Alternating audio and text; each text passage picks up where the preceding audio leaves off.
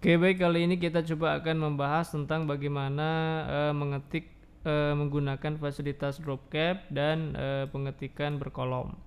Jadi drop cap itu adalah membesarkan huruf dengan melewati beberapa baris kalimat, ya. Sedangkan pengetikan berkolom itu nanti dalam satu halaman itu bisa kita buat beberapa kolom, ya, seperti 2, 3, 4 dan seterusnya. Oke, secara defaultnya ya Microsoft Word ini itu sudah dibuat satu kolom begitu ya. Tapi nanti bisa kita buat beberapa kolom. Contoh kita coba buat penggunaan paragraf dulu ya.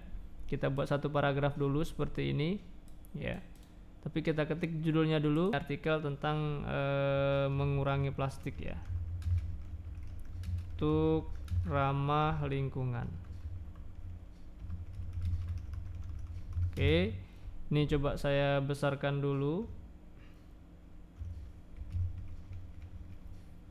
Kemudian saya coba buat paragrafnya, satu paragraf aja untuk pembuatan drop cap seperti ini ya. Saya ketik teksnya dulu ya. Biar langsung saja. Nah ya. Ini paragrafnya.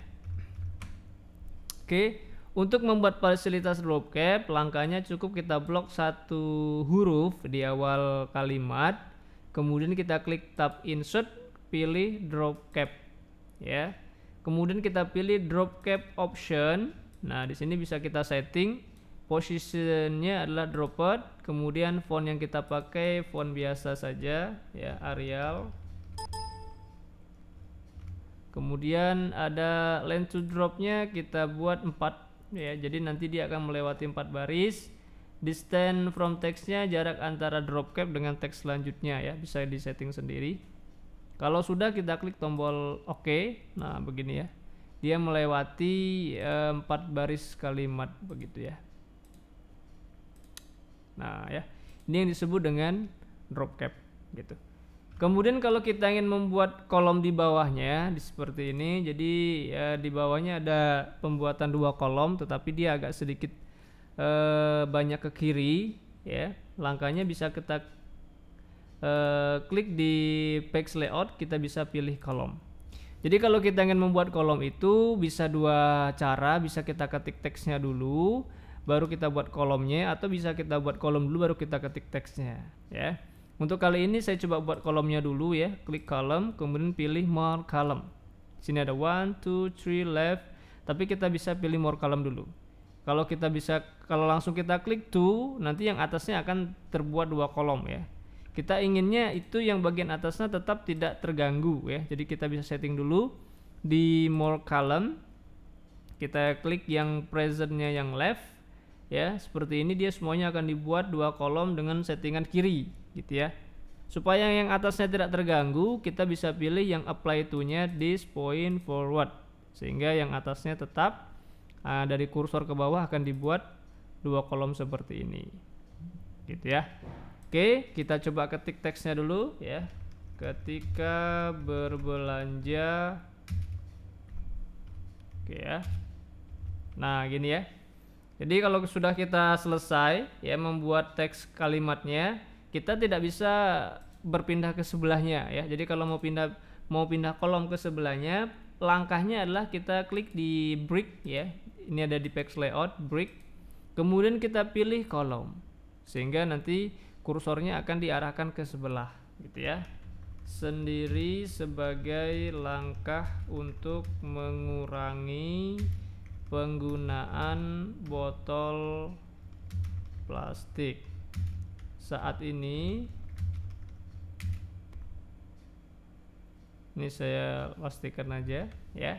Nah ini contoh sudah selesai membuat kolom ya dengan settingan yang left begitu ya. Kalau kita ingin membuat kolom lagi, contoh di sini kita ingin membuat 3 kolom di bawahnya gitu ya. Sekarang kita coba langsung saja ya. Kita buat 3 kolom. Klik column, kemudian kita pilih yang more column, kita pilih yang 3. Di sini ada garis pembatas ya, bisa kita aktifkan yang namanya line between ya. Ini kita pilih this point forward agar yang atas tidak terganggu. Ya tinggal kita ketik lagi teksnya ya.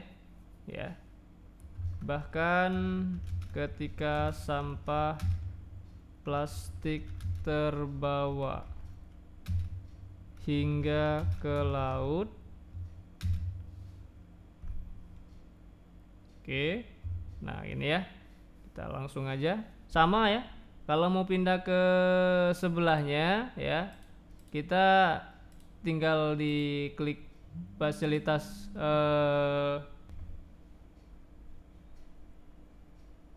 Oke, ini tinggal kita